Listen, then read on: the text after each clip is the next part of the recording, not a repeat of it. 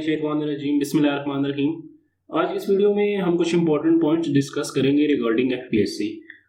First of all बहुत सारे कुछ दोस्त और स्टूडेंट्स मुझे कहते हैं कि सर हमने एफपीएससी में टेस्ट दिया था, इतना अर्सा हो गया, इतने साल हो गया, तो उसका तो रिजल्ट ही नहीं आया। तो उसके मतलब मैं आपको बताना चाहूँ कि रिजल्ट आता है, बस ये कि आप लोग उसको फॉलो अप नहीं करते। ठीक है, टेस्ट होने के बाद अगर आपने किसी एजुकेशन की पोस्ट के लिए दिया है तो कम से कम 6 महीने ज़रूर लगते हैं डॉक्यूमेंट रिक्वायर की लिस्ट लगने के लिए। ठीक है, तो थोड़ा सा जो है टाइम टेकिंग प्रोसीजर है। आप ये किया है कि हर 2 या 3 वीक्स के बाद ना एफपीएससी की वेबसाइट चेक करते रहा करें। समटाइम्स ऐसा होता है कि आपने अप्लाई किया और फिर उसके बाद आप भी जहमत नहीं करते वापस रिजल्ट चेक करने की, तो वो रिजल्ट आकर गुजर भी जाता है और लोगों को पता भी नहीं होता उसके मुतालिक। हाँ, अगर आप पास होंगे तो आपको ज़रूर पता चलेगा, क्योंकि आपको ईमेल आती है उसके मुतालिक कि आप अपने डॉक्यूमेंट्स वगैरह सेंड करें। ठीक है जी। सेकंड एक और चीज़ शायद मैंने पहले भी डिस्कस की है, वो ये कि एफपीएससी में ना 3 स्टेजेस होती हैं। लाइक पहले आप टेस्ट देते हैं, ठीक है, टेस्ट अगर आपका क्लियर है तो आपसे डॉक्यूमेंट्स मांगे जाते हैं, ठीक है, एजुकेशनल डिग्रीज। तो उसकी बेस पर फिर इंटरव्यू के लिए शॉर्ट लिस्टिंग की जाती है। ठीक है, अगर आप शॉर्ट लिस्ट हो जाते हैं तो फिर आपका इंटरव्यू होगा। और इस सारे प्रोसीजर में यानी कि अगर आज वैकेंसी आई है तो उसकी फाइनल रिजल्ट आने तक जो है ना वो तीन साल समझने के मिनिमम 3 साल, 2.5 से 3 साल मिनिमम लगते हैं। और बाज़ औक़ात इससे ज़्यादा टाइम भी लग जाता है, क्योंकि ज़ाहिर सी बात है, एक आपको पहले ही मालूम है कि एफपीएससी में वर्किंग काफ़ी स्लो है। उसके ऊपर अगर कोई कैंडिडेट केस वगैरह कर देता है, उसकी हियरिंग वगैरह, तो वो फिर मामला जो है वो मज़ीद लटक जाता है। इवन के जो मैंने समझे अप्लाई किया था 2019 में और 2020 के शुरू में, अब जाकर उनमें से जो है वो मेरा एक इंटरव्यू मैंने दिया और दूसरा इंटरव्यू मेरा अभी भी रह जाए। तो आप हिसाब लगा रहे हैं 2019, 20, 21 और अभी 22 में हम लोग बैठे हुए हैं और 22 भी जो है वो एंड लगा हुआ है। तो आप लिहाजा हौसला रखना है आपने एफपीएससी में। अगर आप अप्लाई कर रहे हैं तो मैं आपको यही सजेस्ट करूंगा कि ये वो गोली है ना जो ना आपने दूध से लेनी है ना पानी से, या आपने हौसले से लेनी है। और कभी भी इस पर आप इन्हिसार करके मत बैठिएगा कि जो है मैं अप्लाई करूंगा और मेरी जॉब होगी तो फिर मैं इंशाल्लाह ये जॉब करूंगा। अल्लाह करे आपकी जॉब हो, बट हाथ पे हाथ रखकर आपने नहीं बैठना, क्योंकि ये बहुत ज़्यादा टाइम टेकिंग प्रोसीजर है। ठीक है, तो अपने बाकी के काम इसके साथ ज़रूर जारी रखें, बिल्कुल वेला नहीं रहना आपने इसके दौरान।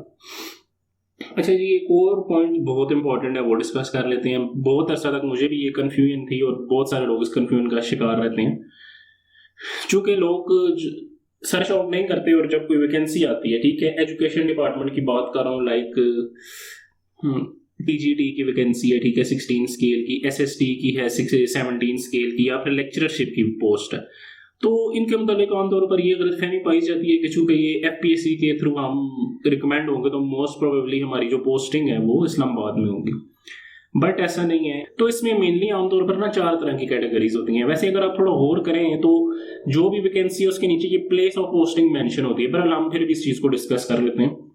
जो टीचिंग की पोस्ट आती है, लाइक उसके साथ लिखा हुआ ministry of defence, naval headquarters या फिर कैंट गैरिजन।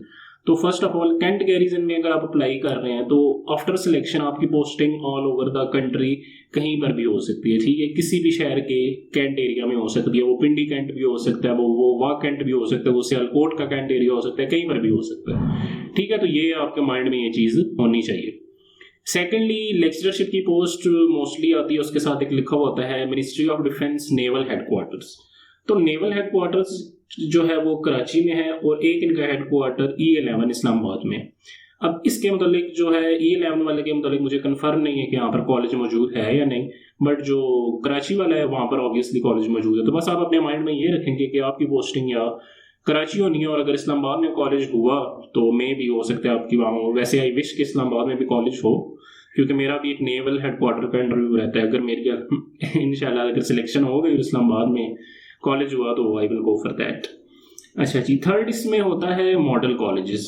ठीक है जी, मॉडल कॉलेजेस की जो जॉब है ये समझने के हासिल कर लेना अपने आप में ना आपकी एक लाइफ टाइम अचीवमेंट मैं तो इसको कहूँगा, क्योंकि मेरा ड्रीम है कि मेरी जो प्लेस ऑफ पोस्टिंग है वो इस्लामाबाद में हो और वहाँ पर फिक्स हो जाए, उसके बाद चेंज ना हो। तो ये जो मॉडल कॉलेजेस की जॉब्स आती हैं लेक्चरशिप की, इसमें आपकी प्लेस ऑफ पोस्टिंग इस्लामाबाद में ही होती है। ठीक है, कि इस्लामाबाद किसी सेक्टर में आमतौर पर अगर आप एफपीएससी के टेस्ट देते हैं तो आपको मालूम होगा कि आपके सारे टेस्ट इस्लामाबाद सेंटर के अंदर अगर आप दे रहे हैं, तो लाइक F8 में, G6 में, F6 में, तो वो जो कॉलेजेस या स्कूल्स हैं ना वहाँ पर आपकी जॉब होती है और वो प्लेस ऑफ पोस्टिंग आपकी हमेशा इस्लामाबाद के अंदर ही रहती है। बहुत चेंज हुई तो एक सेक्टर से उठा के आपको दूसरे सेक्टर में भेज दिया जाएगा।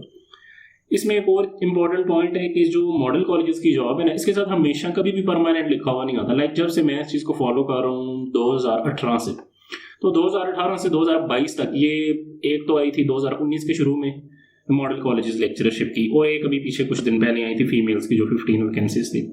आप लोगों में से जिन्होंने अप्लाई किया होगा उन्हें इस चीज़ का पता होगा।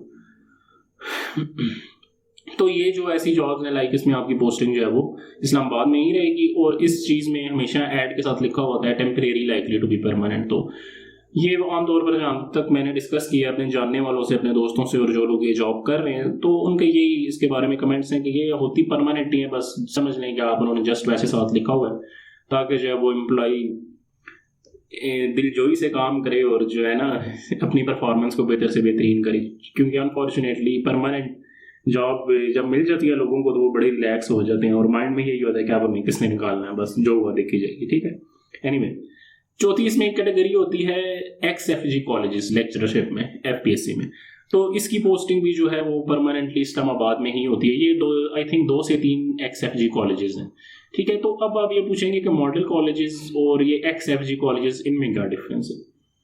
मॉडल कॉलेजेस और XFG कॉलेजेस में ये फर्क है कि जो XFG कॉलेजेस हैं ना, वो कॉलेज से ही शुरू हो रहे हैं, लाइक वो वहाँ से 11वीं जमात से ही शुरू हो रहे हैं, 11वीं 12वीं आगे जहाँ तक हैं। ठीक है, और ये जो मॉडल कॉलेजेस हैं, आप ये समझ लें कि ये पहले स्कूल्स थे। ठीक है, अभी भी स्कूल्स हैं यहाँ पर, क्लास 1 से जो है वो क्लासें मौजूद हैं और आगे कॉलेज तक।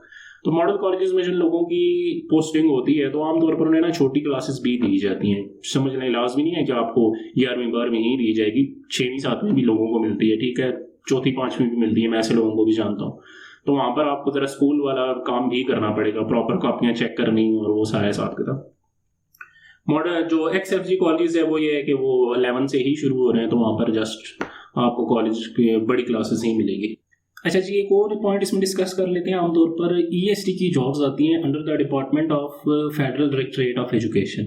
ठीक है, तो 14 स्केल की इनकी पोस्टिंग भी जो होती है वो इस्लामाबाद में ही होती है। और अगर आप थोड़ा सा और कहेंगे ना, लाइक इन फ्यूचर जब एड्स आएंगे या किसी के पास प्रीवियस एड्स पड़े हुए उनमें भी, तो जो XFG कॉलेजेस हैं और जो मॉडल कॉलेजेस हैं, इनके साथ भी डिपार्टमेंट की जगह पर आप देखेंगे federal directorate of education and professional training, तो ये चीज़ साथ मेंशन होती है। ठीक है, तो ये भी जॉब्स जो है वो इस्लामाबाद की। अब आप शायद ये सोच रहे होंगे कि इस्लामाबाद वाली जॉब पर मैं इतना जोर क्यों दे रहा हूँ। मोस्टली लोग इस चीज़ को प्रेफर करते हैं। ठीक है, हर बंदे की अपनी वजह हो सकती है। इन माई पॉइंट ऑफ व्यू, आप एक तो आपको कैपिटल में रहने को मिलेगा, ठीक है, साफ सुथरा माहौल है, और आपको ग्रो करने के लिए, एक्सेल करने के लिए काफ़ी यहाँ पर अपॉर्चुनिटीज़ मिल जाती हैं। अगर आप अपनी एजुकेशन को साथ साथ कंटिन्यू करना चाहते हैं तो आप अपने स्कूल या कॉलेज के बाद इजीली जो है इस्लामाबाद में बैठे हुए किसी भी अच्छी यूनिवर्सिटी में, लाइक कायद-ए-आज़म है, इस्लामिक अकाउंटेंट्स है, तो आप अपना MS या PhD यहाँ से शुरू कर सकते हैं, या आप कोई अपना अकेडमी वगैरह खोल सकते हैं। ठीक है, या कोई भी बिजनेस जो आप कर सकते हैं। तो मेरा पर्सनल पॉइंट ऑफ व्यू यही है, मोस्टली लोगों का भी यही है, जो अगर पिंडी या इसके नेबरहुड में रहते हैं तो वो इस चीज़ को ही प्रेफर करते हैं। ठीक है, इवन के आउटसाइडर भी इस चीज़ को प्रेफर करते हैं। कुछ दिनों पहले मेरे एक दोस्त की TGT में जॉब हुई 16 स्केल की, तो वो जो उसको स्टेशन मिल रहा था वो सियालकोट कैंट मिल रहा था, और करंटली वो EST की जॉब 14 स्केल की कर रहा है। तो उसने जो है वो अपनी जॉब नहीं छोड़ी। ठीक है, तो उसने इस्लामाबाद वाली को ही प्रेफरेंस दी। तो आपकी प्रेफरेंस बहरहाल अप टू यू। तो ये कुछ पॉइंट्स थे जो मैंने ज़रूरी समझा आपके साथ डिस्कस करूँ। हो सकता है आपको इनसे बहुत सारी इन्फॉर्मेशन मिली हो। इंशाल्लाह मिलेंगे आपसे नेक्स्ट वीडियो में। और यार सब्सक्राइब ज़रूर किया करें। मैं एनालिटिक्स देख रहा अपने चैनल के, तो तकरीबन 70 to 80% जो ऑडियंस है वो सब्सक्राइब किए बगैर ही देखे जा रही है। तो काइंडली सब्सक्राइब किया करें और बेल आइकन को भी प्रेस करें ताकि आने वाली तमाम इंफॉर्मेटिव वीडियोज़ जो है वो आप तक पहुँचती रहें। अपना ख्याल रखें, टेक केयर, अल्लाह हाफिज़।